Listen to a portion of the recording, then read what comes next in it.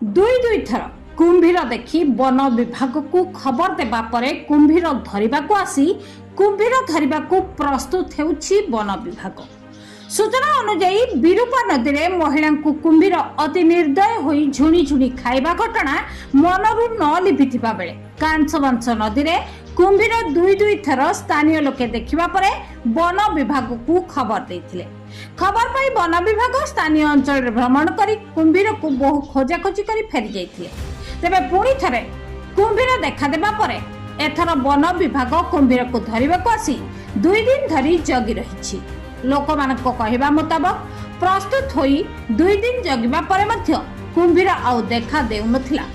तेबे वन विभाग कुंभीर को धरिबे बोली जगी रहिथिबार देखिबाको मिलिछि।